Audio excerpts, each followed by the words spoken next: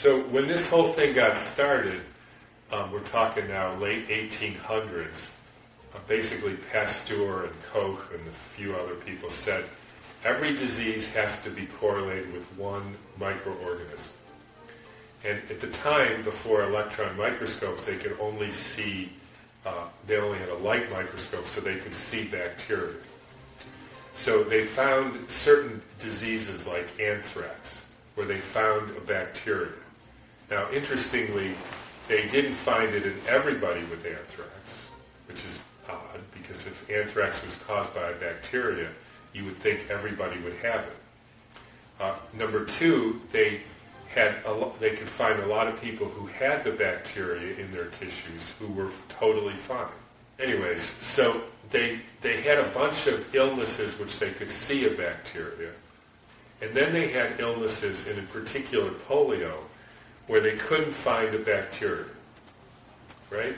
No bacteria, they know they're sick, they seem to be happening in communities, therefore it must be some pathogen smaller than a bacteria which we can't see. That's the thinking. So they called it a virus, meaning that's the old Latin word for poison. So there was some smaller than a bacteria, we can't see it, and that must be what's causing all these people to be sick in situations where we can't find a bacteria. So how do we prove it? Well, we take tissue from somebody with polio and we grind it up, and sometimes they would filter it, so they would take the supernate, the liquid part, and then they would expose it to different animals. And they tried about 20 different animals. And then you find something very interesting. The trouble with determining that polio was a virus was they couldn't find an animal model. In other words, they couldn't find an animal that got sick from the virus. Now think about that for a minute. So they get stuff from somebody with polio. They try guinea pigs and hamsters and monkeys and rats and mice and gerbils and everything. None of them got sick. So some people would say, that means the thing doesn't make you sick. What they said was, there's no animal model for that virus. And so there was no tissue model. They hadn't discovered how to make Vero cells sick yet. There's no tissue model. There's no animal model. So how do we know that it's making anybody sick? Well, because a bunch of people in the same place get sick. So that must mean it's a virus. So then they said, well, we can try one more time. So they took a child who had polio. They took some of their spinal tissue, ground it up in some water, filtered it so that they got rid of the cellular stuff. So they have just basically ground up liquid diseased spinal cord, right? That's not a virus. That's a whole lot of things. And they got two monkeys, they drilled a hole in the monkey's brain, injected, I don't know how much of this goop into the monkey's brain. One monkey died and the other got paralyzed. They hold the monkey up and say, see, we've transmitted the virus to the monkey. Now, as I've said, the only thing I can say for sure is that if you're a monkey and somebody wants to inject diseased spinal cord directly into your brain, your best bet is to run. Because it's a good chance that nothing good will come out of it.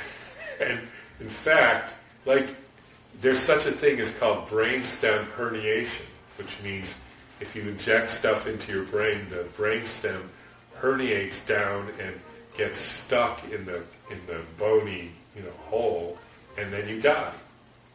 So you would think that if you're going to inject like a half a cup of diseased brains, spinal cord into somebody's brain, you would do a half a cup of saline or milk or something to see maybe it's because of the injection of stuff into a monkey's brain. But they didn't do that. They didn't do any controls. They just said that 1907 was the proof that polio is caused by a virus. And you read that and you think, what the heck? like, that's not, that's just nuts.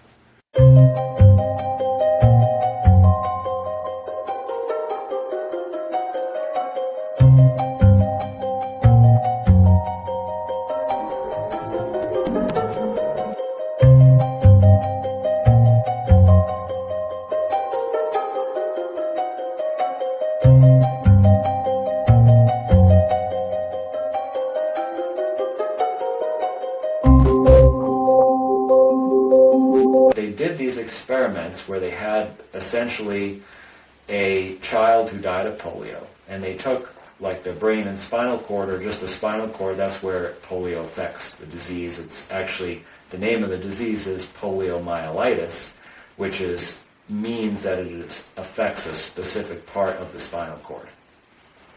And polio is just short for that. And so what they did is they took children who died of polio, and they took their spinal cord that was diseased, and they chopped it up in a blender, and they tried to give it to experimental animals to see if they could cause polio. And they gave it to them every which way. Like they shoved it down their nose or throat, they even injected it, and none of the animals got polio. So finally what they did was they actually took this chopped up spinal cord and they opened up the brain of some monkeys and put it directly in the brain. Well, if you put up dead, rotting tissue from an animal directly into the brain, it's going to cause some problems. And it did, and they basically said, based on that, here's your evidence that this thing causes polio.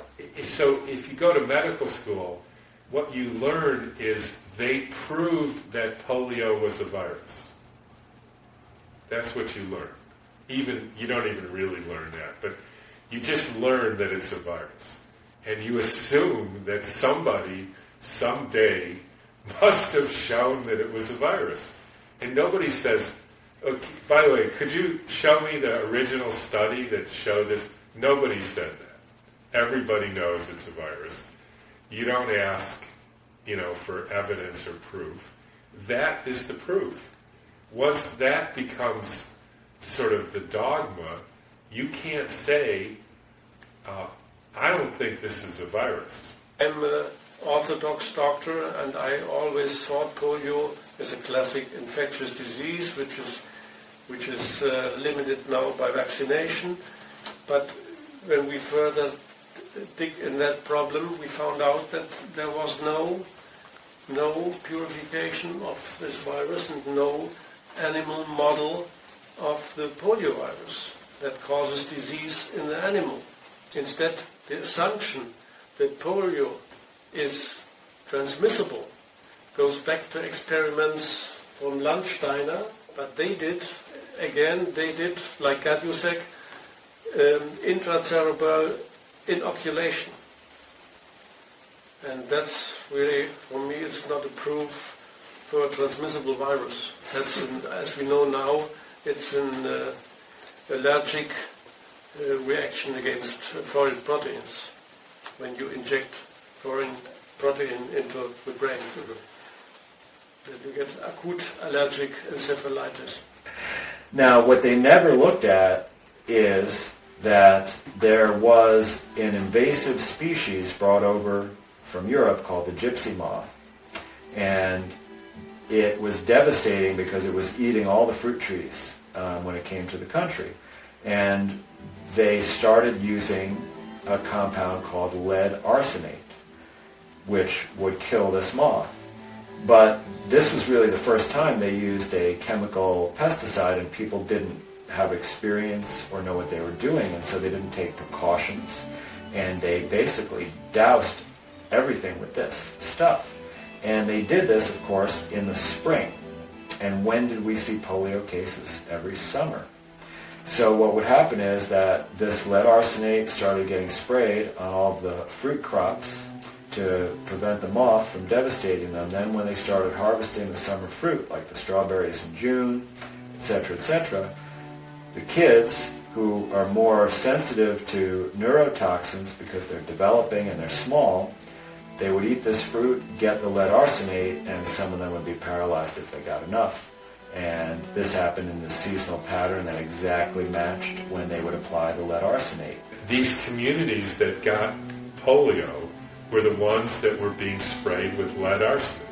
We know that lead arsenic is a specific neurotoxin for the anterior horn cells of the nervous system, exactly the part that's affected with polio. In Massachusetts, I think, where there was a town where they had installed a couple of cotton mills, and below the cotton mills there was a polio epidemic. So what happened to the cotton industry at the time? They were introducing carbon tetrachloride in order to dissolve the cottonseed oil out of the cottonseed, which is a chemical like DDT, basically. This is like 1908. And then also, when they did the review of this epidemic, they stated that this epidemic does not have the characteristics of an epidemic. There's no, you can't really trace one person to another as if it was a germ epidemic. And basically this kept up, and at some point they switched from lead arsenate to DDT. People started talking about polio itself, and the iron lung disease, the permanent disease, the paralysis. It had to have been a polio virus.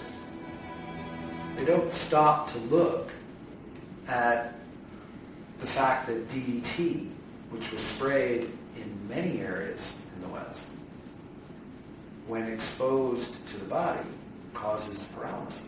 DDT, for instance, is one of the most famous toxins which was used in the 40s, 50s, when we didn't know that it's not a toxin. We didn't know that at that time. There are studies that show that DD causes disintegration of the anterior horn, which is the definition of infantile paralysis, polio. And they did studies on animals. They also found that around 1951 that the calves of cattle that were grazing on DDT doused fields on grass that had DDT in it, that the calves were dying of neurological symptoms similar to polio. So that was one of the things that officially brought an end to DDT, was that the children of cattle were dying, but nobody cared about the children of humans. Interestingly, in the veterinary medicine and in the animal medicine, polio, the paralyzed calves, were suggested to be caused by the high DDT levels in the cow milk. When I was a kid, polio was a huge thing. That I was raised right in the middle of the polio epidemic, and I remember one of the classmates in grade school. She was on crutches and she had polio, and so it was a big deal in my mind. And I also understood the timeline of DDT, but I never put them together. It's amazing we don't all put it together. You know, they poured tons of DDT all over the place, and there was no symptoms. You know? So it's pretty obvious. I remember, I don't know how old you guys are, I remember as a child in Detroit where they had the biggest outbreak of polio. In the summer, we used to run behind these machines that were spraying out this sweet-smelling gas, right? So that they would go to the ball fields, and this sprayer would come, and it would spray out that smelled like bubble gum. And it would be, you'd run around, and sometimes you had your bicycle, and you'd ride around in the mist, in the bubble gum mist. You know what they were spraying? It was DDT. And that was exactly the place where I grew up, where they had the biggest outbreak of polio in history, was in Detroit. And DDT is a specific neurotoxin for the anterior horn cells of the nervous system. And every place where you see polio outbreaks has one of those two as something that happened, like they go to India and they spray DDT or some organophosphate insecticide. Next thing you know, they have a polio outbreak. You just can't look at anything without the DDT polio theory being confirmed. No matter how you look at the data, it just keeps coming, So when I had enough, I wrote an article, and I found that other people had actually already believed this, which was Mobbs, Biskin, and Scobie. These three people who are never referenced. There's no references to them. But Yeah, can you tell us about who Biskin was, and then what you found that he was saying, and how? Take us through that. Well, his specialty was hormones, the hormone system, and he was an MD, and he's deceased now, but he started writing in 1949. He had an article published in an Israeli medical journal. The DDT, he thought, was the cause of the polio epidemic. And then he wrote some other articles in pediatric journals. And then and he wrote some of these with a co-author named Mobbs. And then there was another author I found named Scobie. Who is that? Ralph Scobie.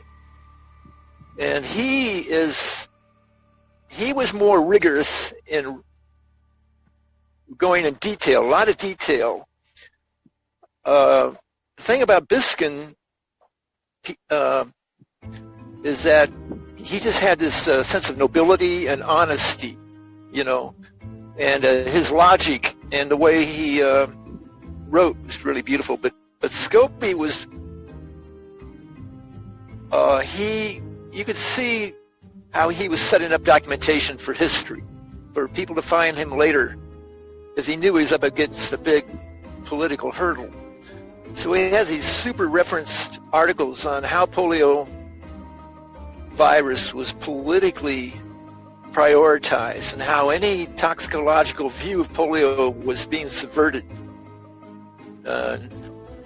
with tons of references, so that was it.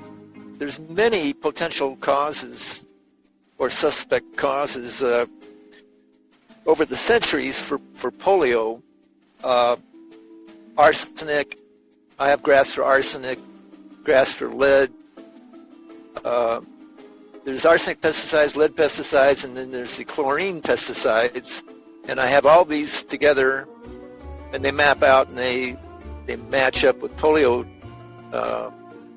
incidents, But the mainstream medicine avoided some extremely obvious toxicological suspects, and that indicts them. The crucial experiment was not done in polio, but instead they found the virus and claimed the virus to be the cause of polio, and then the vaccination business started, and then the thing was gone. Another Nobel Prize, and the thing was gone. What would be the crucial experiment? The crucial experiment would be to show with this virus they claimed to cause polio in humans, to do the experiment in animals to cause this paralysis, and that was not done. When the electron microscope was invented in the late 20s, the people in this area of research, they said, oh, this is a great tool. Now we're going to look and maybe we can find something that we couldn't see with the previous microscopes, because this could see things much, much smaller, the electron microscope. And then it was really exciting when they saw all these particles. And they were like, one of these particles must be the virus. And so they did all of these purification experiments where they took the fluid or tissue from a sick person and they tried to purify out the particles. And they couldn't. They could not be successful with identifying a particle. And one of the big things they said is, well, we can't tell if the particles are just from the dying tissue or from something else. Never could differentiate that, so they were pretty much about to give up on the whole field when Enders came along and when they made this polio vaccine that was a commercial success. Enders, he said, look, I'm not using bacteria, but I use tissue, flatten the tissue and put seemingly infected material on it, and if it's dying, that it's possibly the proof that it's transforming itself into viral matter. But that was self-deception, because what he didn't realize, because he and all followers never did control experiment, was that he was using highly toxic antibiotics in order to keep the bacteria out, and he was starving them. And they were using fetal sera to feed them, and it's fully full with microbes, with nucleic acid of always kind of living, it's not sterile. So the condition, what they were using to prepare the cells for the control experiment, are the very same conditions making them die. And they didn't realize it because they never performed control experiment. To the same amount of proteins but sterilized, and to see what's happened. Never ever they carried out this. And they were not wondering why they can't isolate the virus. They were convinced the dying of the cell must be caused by a virus. This was the assumption out of their faith that there must be a virus which is responsible for this or that kind of diseases. And therefore, they were fooling themselves and fooling the public. And what happened, that in this very paper, 1st June 54, John Franklin Enders and his co-author, they are writing, take care about these preliminary findings, because sometimes our culture is dying even if we do nothing with them. So it can be that an unknown virus is inside or unknown factors. And we... Sorry, you mean be careful, not make assumptions. Not make assumptions. And he warns the audience or the readers that this has to be proven, and it has to be proven if this system in the lab has something to do with real measles, This is in this paper. You see it on your own, just read it. But half a year later, he received the Nobel Prize for another idea out of the old virology on poliovirus, that the virus should not be specific to his tissues. And this Nobel Prize made him blind. And this speculative paper of 1st June 54 became, in the same moment he received the Nobel Prize, it became a scientific fact which never ever is possible to question. I mean, at the Nobel Prize, it's more worth in the field of science than the words of 100 popes together. Definitely. If you receive the Nobel Prize, that's such a great thing, and that's the definite proof that it's important and true and scientific what you did. So from a Nobel Prize for an idea out of the falsified paradigm of virology, this made a scientific fact from this paper and became the whole basis, not only for measles virology, but for the whole field of virology.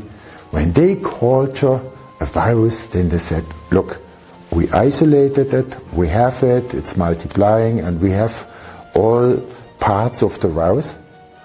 And what they are doing, they took out proteins and add them mentally together to a model of something which they never could show that it exists, never able to isolate it, and of course never ever being able to show it inside a human being, in animal, or in a liquid, in sperm, in blood, nowhere. All photographs shown and claimed those are particles are very highly manipulated structures of dying cells in the test tube. About 8 months after my article on polio was published, a biochemist, Howard Ernovitz, looked into the idea of polio isolation. He found the famous studies claiming to have isolated poliovirus were actually false. That if you read the studies, that they didn't do much. Their idea of what they call an isolation of poliovirus was actually not much more than putting some feces in water and blending, and then putting that into a centrifuge to separate the clear liquid from the feces. And this clear liquid they declared was a virus, isolated virus, So that's obviously patently false, and he discovered that. He went through several studies. Well, if you can't isolate a virus, or isolate anything, in fact, you can't know what it is or what it does or what its function is. You have to be able to conceive something as a separate entity in order to understand it. And they can't isolate viruses. They can look at mixtures, and they can claim that they have a virus isolated there, but the only thing they did in terms of isolation is redefine the word isolate as a mixture. So they took a word and turned it upside down. And they run around telling people they isolated a virus, but all they did is find a mixture which they claim a virus is in. That's all the virologists are doing. They're basically reinventing language. So this was the paper that got the Nobel Prize for discovering how to isolate a virus. And it was done with measles. So they say they swabbed the throat and immersed the swab in 2 milliliters of milk. Now, the first thing that's curious about that is if you're looking for a particle of genetic material from the measles person, you wouldn't want to mix it with milk, which has genetic material of its own. But that's what they did. Then the culture medium consists of bovine amniotic fluid 90%, beef embryo extract 5%, and horse serum 5%. Now these are all 3 different sources of rich genetic material.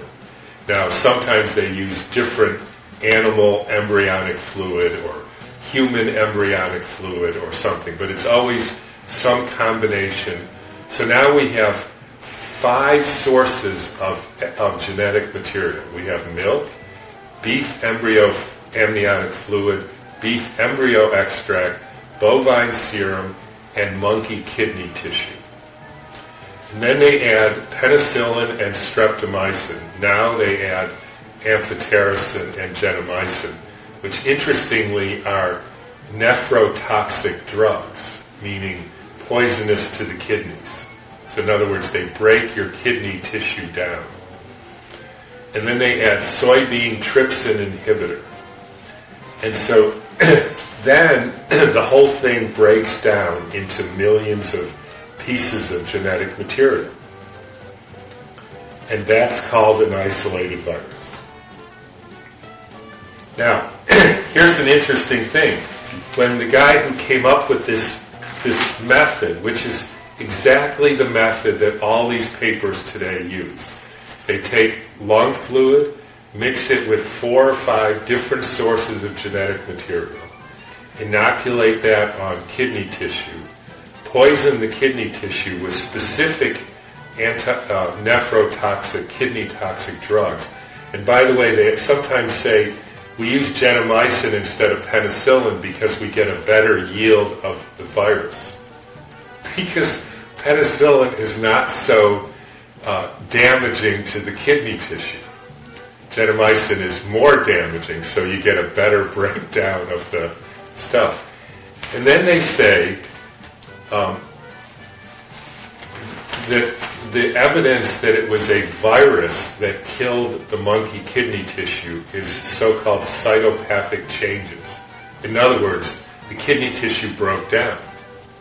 But here, in the paper that got the Nobel Prize, it's from John Enders, he said a second agent was obtained from uninoculated culture of monkey kidney cells. The cytopathic changes it induced in the unstained preparation could not be distinguished with confidence from the viruses isolated from measles. So the translation of that is we did a control, and so instead of starting with something from somebody with measles, we started with nothing. And the breakdown we got was the same. Now, if you let that sink in a minute, what he just told you is it had nothing to do with anything from somebody with measles. It had to do with the way that we broke down the tissue. In other words, he just disproved that there was something from a measles person that caused these changes in the kidney tissue. And then he goes on as if he didn't prove that, but then he says later,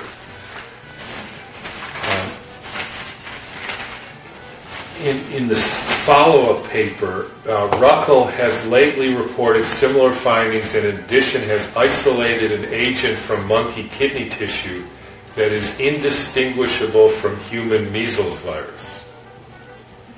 In other words, he just told you that the particles that you get from the breakdown of the monkey kidney tissue are indistinguishable from what he's calling measles virus. In other words, that's where the particles came from the breaking down of the tissue. He just proved that there was no infecting agent in this mixture because it's the same whether you start with measles or not. This has been the standard type of cell culture they've done since that time, 1954, but they use that cell culture to manufacture a vaccine because they take the fluid out of the toxic cell culture and essentially that is a live virus vaccine. So Enders won the Nobel Prize for these efforts and related to this research and also helping to develop the polio vaccine. And that changed the whole way that this paper was interpreted. Now suddenly it was taken as a way to prove the existence of a virus because they could repeat it. So they could pretty much take any fluid from any sick person with any disease that they say is viral. They could do it with other diseases, but they didn't because they only wanted to use this to talk about viruses. And put it in this recipe of the toxic cell culture with, toxic antibiotics, and they usually use ones that are specifically toxic to the type of cells in the culture.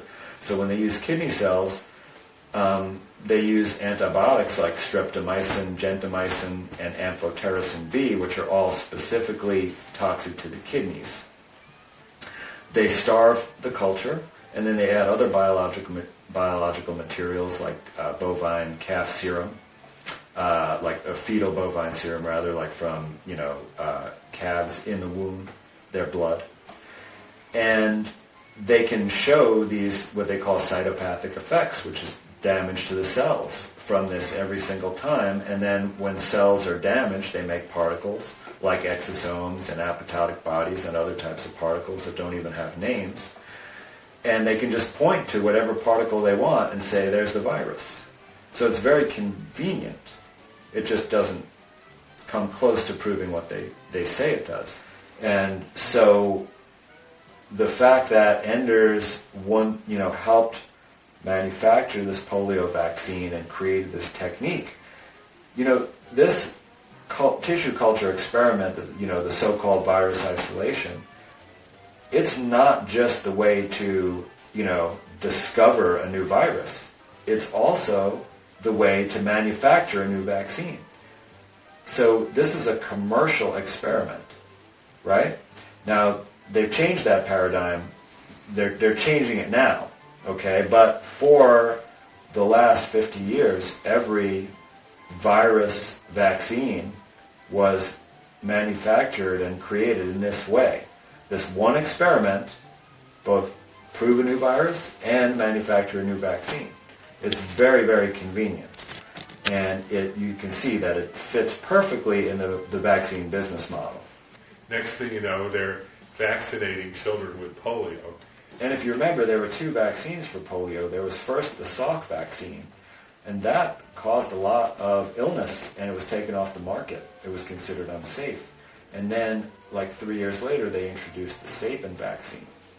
So if you look at, when the vaccines were developed and when they were actually utilized, because like the Salk vaccine, only a very small number of people got it, you'll see that polio went away before there was any vaccine that people were getting. And it was basically when they stopped using DDT and lead arsenate that it went away. And then, by the way, with polio, before the vaccine, you had to, I always have trouble getting this right, you had to have symptoms for a day and you were called polio, like paralysis. After the vaccine, you had to have symptoms for, I think it was 6 months continuously to be called polio. So since 95% of the children resolve on their own, they just detoxify it, the incidence of polio goes way down because of the vaccine, because they changed the definition of how long you had to be paralyzed in order to be diagnosed with polio. So immediately the next month, the polio diagnosis is gone, and now they have something called acute flaccid paralysis, which there was in the last 10 years in India, I think it was 497,000 cases of acute flaccid paralysis, which means something acute happens and then you get paralyzed. That's the definition of polio. But now they don't call it polio because they're vaccinated, and they call it acute flaccid paralysis, and then we're good.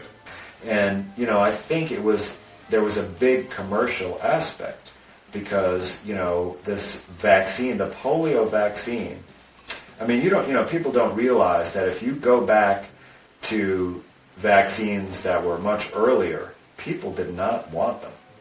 People fought against them. They did not want their kids, even just an injection. It was extremely unusual that anyone would be subjected to an injection. It was seen, as an unsafe thing to actually purposely pierce your skin with a sharp implement and put something in. So when they had like the earlier vaccines, like the diphtheria serum that they were trying to give and things like that, parents were not interested in doing this to their children. They had to come up with all these marketing campaigns to convince anyone. But polio was so scary and devastating because every summer, there'd be kids getting paralyzed and dying, and those images with the iron lung. People were so afraid this for the first time they were almost, desperate for something, and that was the first really successful vaccine commercially, even though it actually had nothing to do with stopping polio. There was the public perception that it was, and even when I went to medical school, that was still held up as the shining example of the miracle of vaccines was polio. People have sent me in this past year, let me just take a guess, 50 papers called The Isolation of SARS-CoV-2. Now, maybe 48, but it's a lot. And both the normal virology community and the sort of alternative community sends me paper after paper saying, here's how they isolated, here's a paper showing the isolation of this virus. Every single one did it the exact same way. They did the tissue culture experiment developed by Enders, the same one that is in every single paper that claims virus isolation. They don't do any other method. They might vary a little thing here and there, but they're doing the same exact experiment. They take snot and they inoculate it onto tissue culture, usually monkey kidney cells, which are called vero cells. Now, you could take any other culture, like human cells or chick embryo cells or whatever, and try that. And that's how they prove that the virus exists, and that's what they call isolation, and that's how they prove that it kills tissue. It's the same, only with a little bit of changes. And as they are using sometimes a little bit different cell cultures, they say, look, we have another type of virus, another proteins, another vaccine, but in the end, they are doing exactly the same. Exactly the protocol of Enders. Now somebody could say, well, but 63 years later, surely we can distinguish the breakdown of like our tissue or monkey kidney tissue from an exogenous virus, right? So here's an article that was in Viruses May 2020.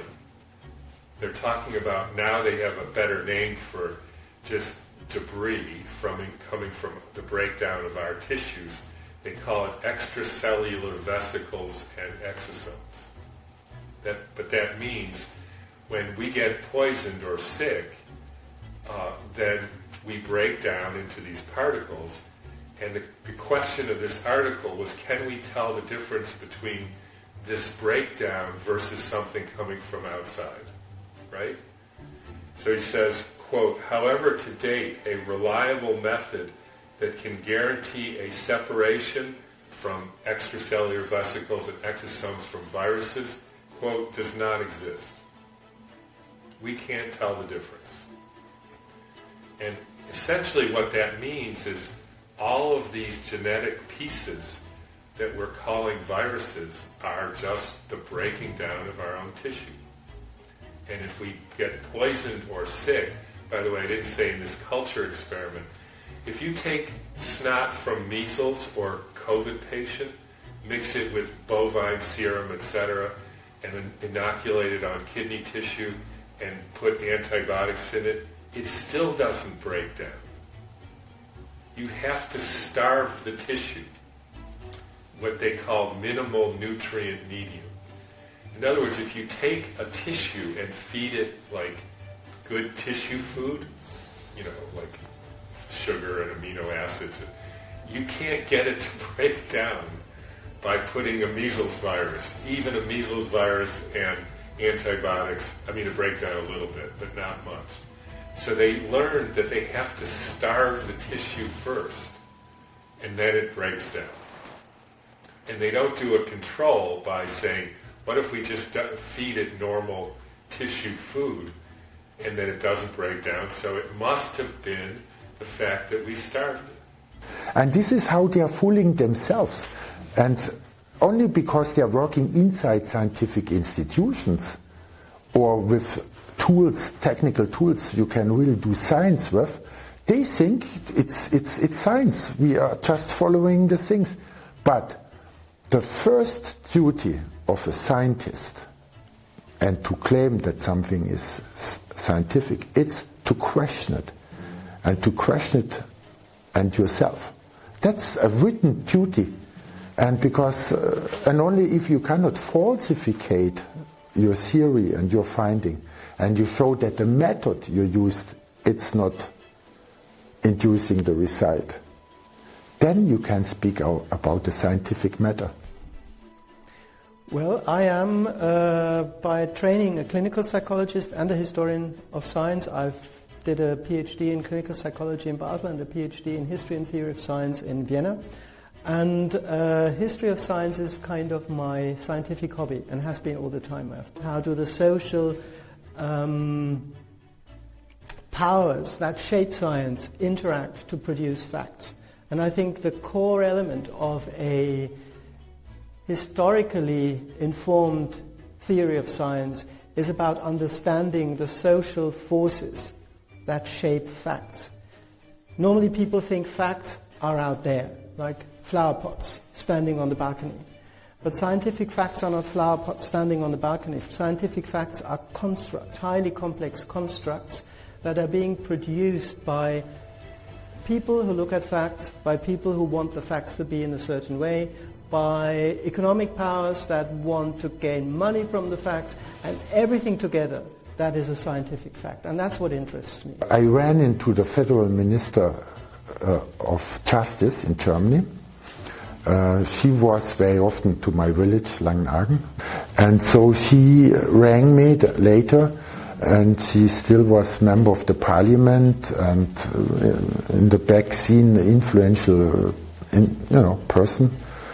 People were listening to her, and she asked me if I have new proof, disproving the existence of measles virus, because there were all the rumors that we need obligation to get vaccinated against measles, which materialized already by the end of last year. And she asked me if I have proofs of that the Robert Koch Institute has no proof. And therefore, easy, I said, look, I am offering 100,000 euro for a person being able to show me a scientific publication of the Robert Koch Institute, because they are obliged by law to do research on all kinds of viruses causing disease. That's their duty. And I know they have no publication on the measles virus. They publish photos and text on this, but it's not published scientifically. So no description how this photo derived, how they did it, who did it, and nothing. And this I knew. And so I went public with this. Well, this was actually serendipity, I would say. I one day heard about him having put out that prize, right? Anybody who is able to show him a measles virus or a publication that produces valid information about a measles virus would receive, I think, 100,000 euros, something like that. I found that very, very funny because, like everybody else, I thought, well, what's that? I mean, everybody knows there is measles. I've had it when I was a child. People are being vaccinated against it. So why would you want to ask for a measles virus? And so I looked into that, and I've actually phoned him, made contact with him, and asked him. And he said, well, it's very simple. There is no definitive proof out in the scientific literature that there is such a thing as a measles virus. And I found that very interesting from a social, scientific point of view, because I thought, how could that be? And so I followed that up, and I asked him what happened, and then he said one doctor, I think he was associated with the German skeptics community, sent him 7 or so publications, and he sent them to me to see what it was. As you probably know, or as is known by now, is in the first trial he lost, so he didn't pay the money. The specialist, the court's specialist, asked by the court to examine those 6 papers, he said none of them have a proof for existence of a virus. But, he said, arguments taken out and put together, basically together, are delivering the proof for the existence of the virus. And therefore I was sentenced. But then he went to the courts a second time, and then he was actually vindicated. And the judge said, well, there has not been produced a definitive proof of a measles virus. What happened, there was a new judge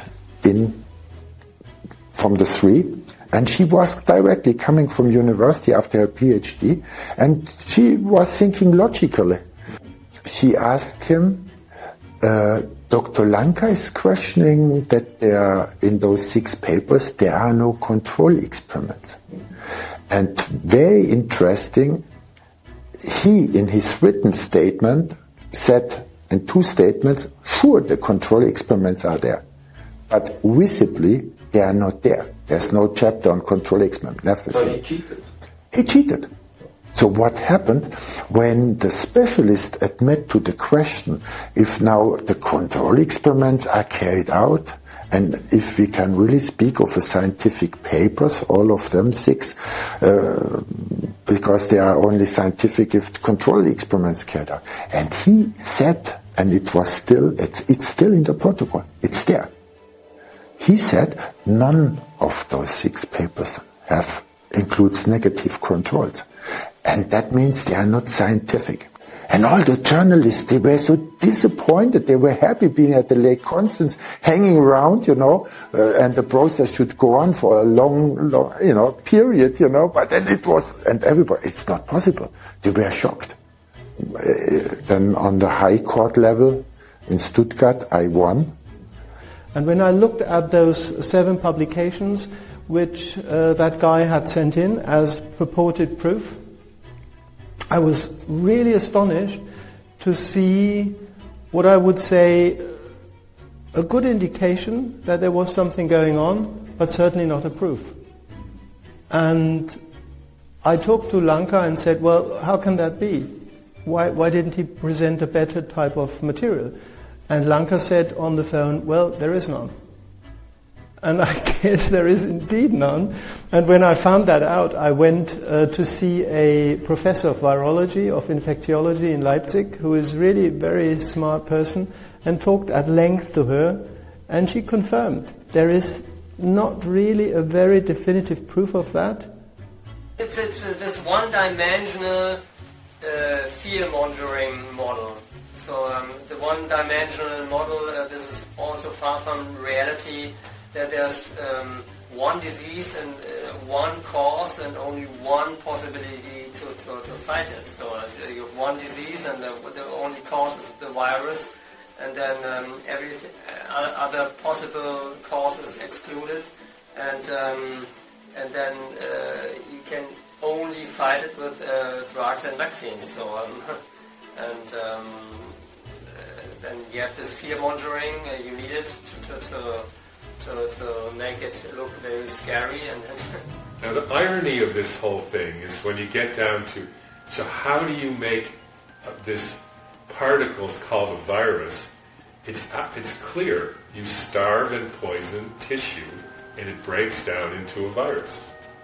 Well, it's not a virus, but a genetic pieces which we call misconception called a virus.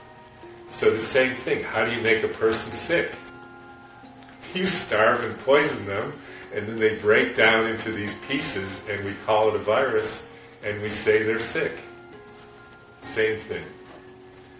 But at the end of the day, people want to know, how do I stay healthy? What do I, everybody's telling me to be terrified of coronavirus. They're telling me to be terrified of AIDS.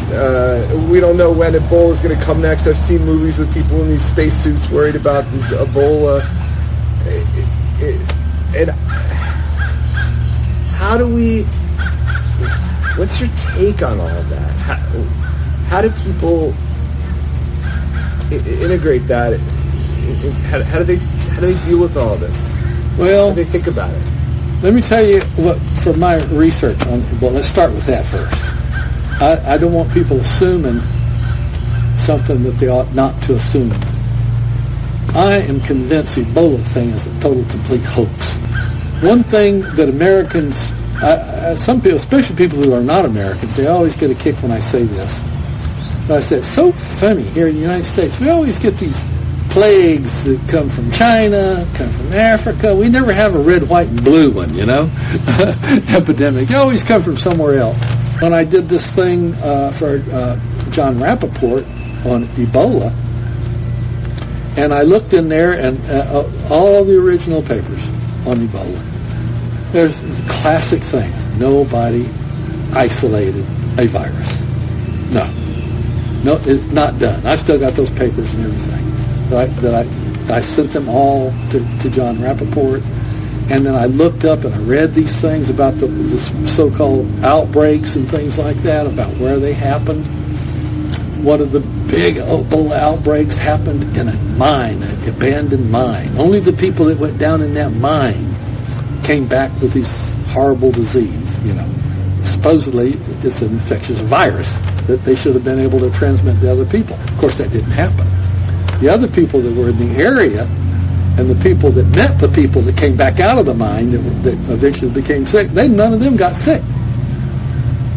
And of course, this mine had been abandoned for a long time. I think it was a gold mine. Guess what toxic chemicals they use in gold mining, like arsenic and stuff like that? I mean, you know, you have this abandoned place. Who knows what all kinds of toxic chemicals and things were down in there, heavy metals and stuff, and what they were breathing and all this kind of crap. These people got sick. I don't dispute the fact that they got sick and had problems. But why didn't all the people above ground, you know, get them? Why was that the place that they were talking about an Ebola outbreak? You know, where are your other examples of an Ebola outbreak? You know, where's the little village, you know, where they're spreading this stuff around? And it was in the midst of one of those interminable wars.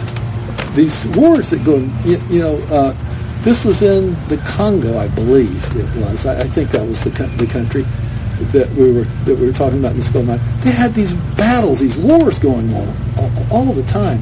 The Congo is one of the richest resource countries in Africa, and Africa is loaded with resources.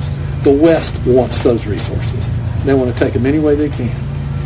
And Papua New Guinea, where I was a Peace Corps volunteer there, it's an island, only island bigger than it is Iceland. And it's a huge amount of resources. It has oil oozing out of the soil. You can see it. And I was in the highlands. You know? Yeah. And they have minerals, they have all sorts of stuff.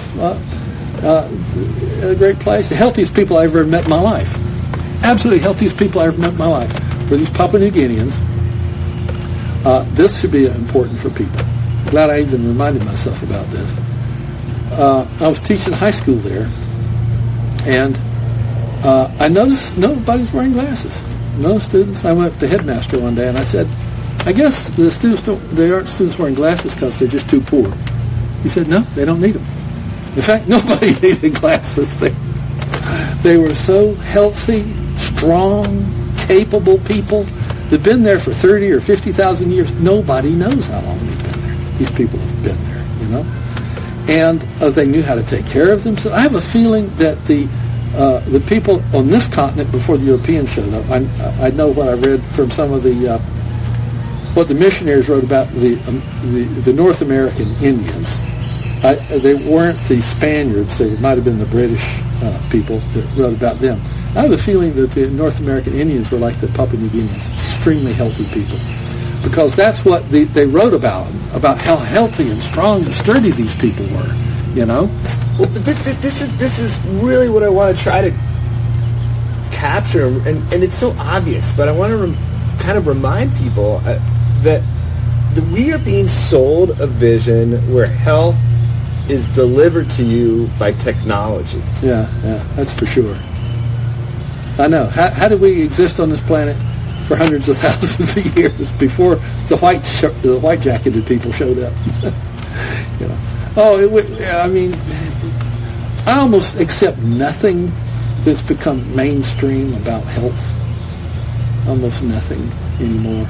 The whole thing cooked up again in the BSE time when people thought it might be possible that the mad cow disease, but indeed it was also an intoxication of the cow was the cause of mad cow disease, because they changed the law in Great Britain that the farmers should do higher dosage of this phosphate on the neck of the cows because of the warble fly, which was a disease which damaged the cows, and the milk wasn't good enough, so they said what the farmers had to do some more phosphate on the necks, and phosphate is organophosphate, and if you get much enough to your nervous system, then you get these problems with your axons, and you get a neuropathy, and that's the true cause of mad cow disease. And well, they noticed that because they had investigations, and they had a commission there, and they know about the problem of phosphate, and they changed the law again. So they said, well, it might be possible that there's a connection, and since they have the lower dose again, the mad cow disease is not anymore there. Throughout medical history, whenever we've seen a group of symptoms move through a community or different cities, we've only attributed it to an infectious illness. we have never stopped to consider what other things could be going on in the health of these people in these communities. We've never stopped to consider toxins that were sprayed in the air, toxins that were sprayed on the food, toxins that were put into the water. We've never stopped to understand nutritional deficiencies, vitamin C deficiencies, vitamin D deficiencies, B vitamin deficiencies, and what that looks like when stressors affect the community. And as a result of those stressors, people start expressing symptoms. We've never attributed the onset of infectious diseases to other environmental issues like clean water, dirty water, sewage systems, no sewage systems, crowded living conditions, better living conditions, war, poverty, starvation. These are all factors that if we dig into the history books, we know that many of the infectious illnesses are really manifestations of any one or many of the things that I just listed that are dietary and environmentally driven. That's a problem. Because we have huge amounts of literature to show other potential causes of the expression of what looks like infectious diseases, but actually are not. I mean, there's such an easy way to practice Western medicine without using pharmaceutical drugs. But the basis behind medical education is the use of drugs. It's the cornerstone of Western medical practice. Pharma, drugs, injections, surgery. You know, this is not the first time with polio that the entire medical community has mistaken a illness for being an infection. Because that's the problem with this epidemiological proof, meaning, so here you had sailors on a boat, one after another got sick, they would go to the port, and then the next sailors got sick. And of course, everybody thought they were spreading one thing to the next person. And then somebody ate a lemon or a lime, and the whole thing went away, and they said, well, it must be scurvy, vitamin C deficiency. That happened with beriberi and pellagra for, decades, if not centuries. These simple nutrient deficiencies, when, I'm not an expert on this, but one of them is if you don't soak your corn properly, right? Native people, they soaked corn and even put ashes in it, and it's called nixtalization or something, and that makes the B vitamins more available. So the people in the South didn't know that, so they just ate corn, and then they died of, I think, pellagra or beriberi, one of the two, because one of the B vitamins is not available, and then you get sick. And because it happened in families, right? Because this family ate a lot of corn, and that family ate potatoes, and they didn't get sick. And so they said it must be something spreading in the family. That's exactly the problem with using epidemiology to determine causation. It's just, as really everybody admits, it's inappropriate. I just wanted to add something, because I think it's very important. I think what is also important to note is that the idea of the modern, highly industrialized societies we are living in, and I think the message of this society is that nature is not enough, and that you need the modern man to improve it. That's the idea behind Monsanto and so many other things and industries. And I think that's what is in so many people people's mind of today, that they think that we need the technology of modern man to solve our problems. And this is why now they believe that there's a pandemic, and so of course there's only one solution, the technology of modern man. But so they lost, so they do not think anymore in the possibility that there can be other solutions, and solutions that and that the modern technology is not the solution, is maybe even causing the problems we are trying to solve. It's not. It's only. And I've now got to the point where if somebody says, is there enough epidemiology to investigate whether COVID is an infection? I say yes. I don't need to hear another story about how Aunt Bessie went singing and got sick. I get it. So let's investigate whether it's a virus. We did. It's not. Move on. I don't need any more stories. That is not how any scientist determines causation. Period.